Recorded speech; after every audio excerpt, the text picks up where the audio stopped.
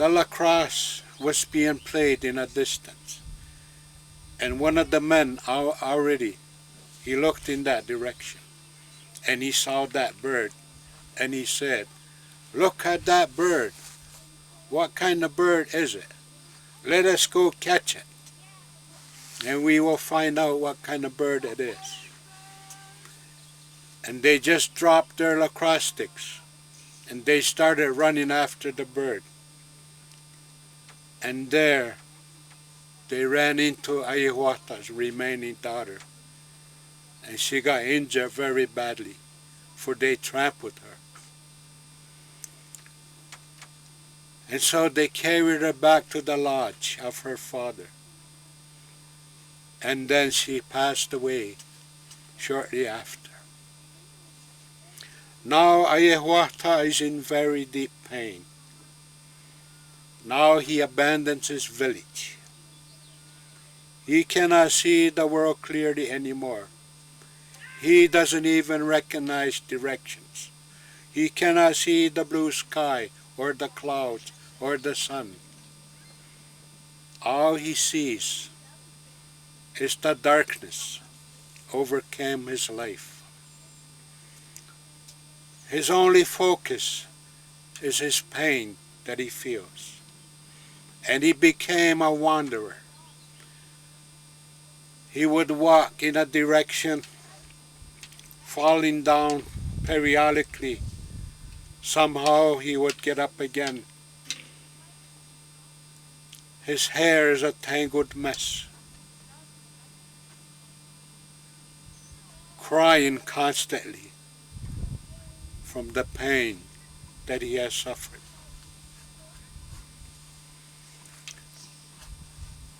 And finally he came upon this place.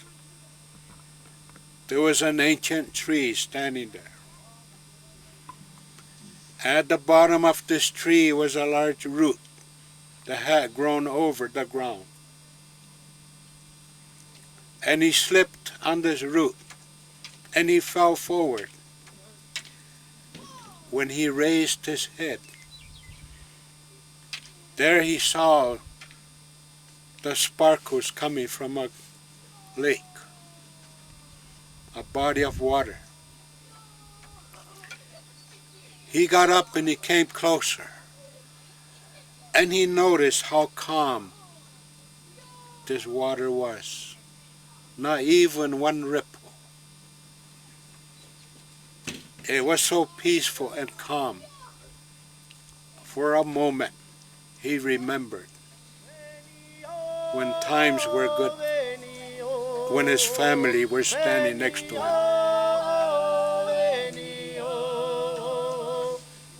And then that image faded from his mind as he remembered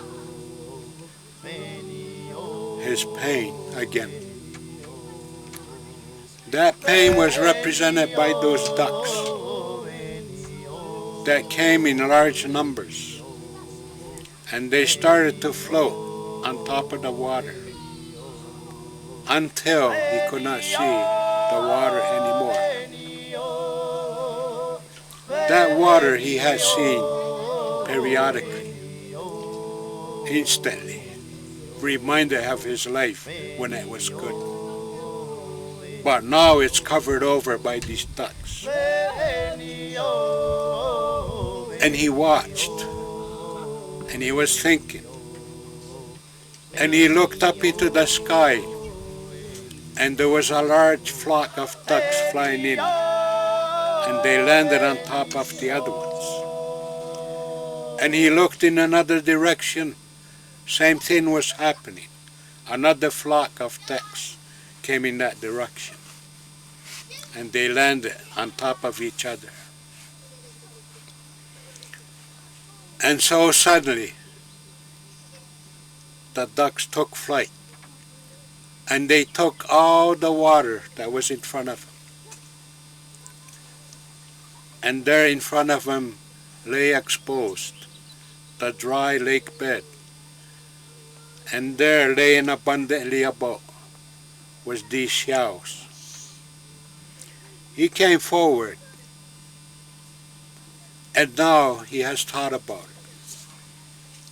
The water that he has seen, the smooth water,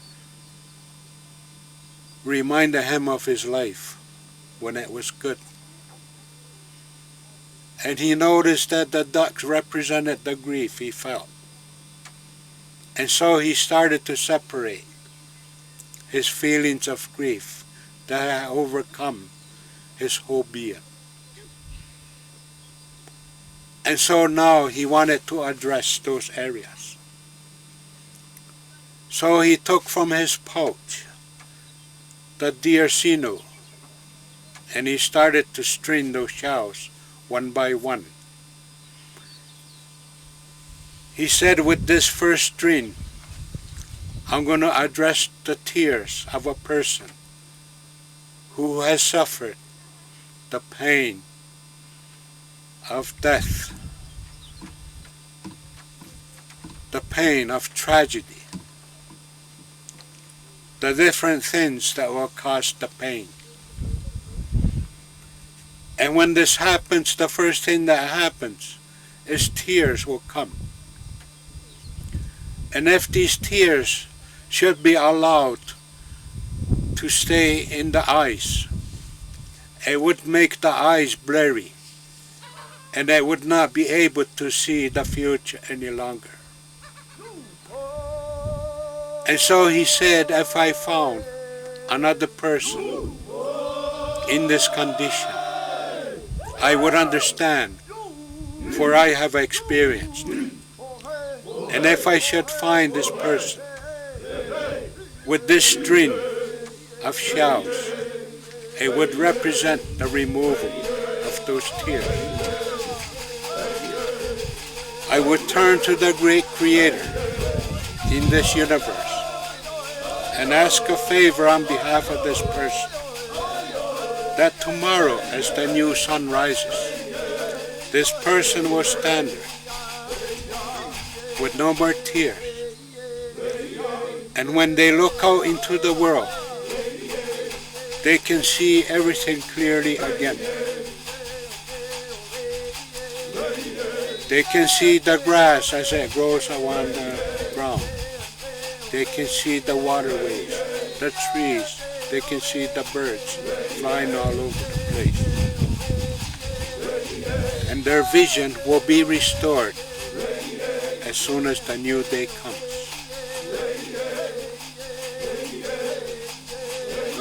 And then he said, now I will take this next string, and that will be representative of a person who is in pain. And because of that pain, they cannot hear the words coming towards them. It is as if the dust of death has settled in their ears, preventing them from hearing words coming from their family members. They become distant, for they cannot hear one another anymore. And he said, if I found such a person in this condition, this is what I would do. I would reach to the heavens, and I would retrieve the softest feather, the plume of an eagle.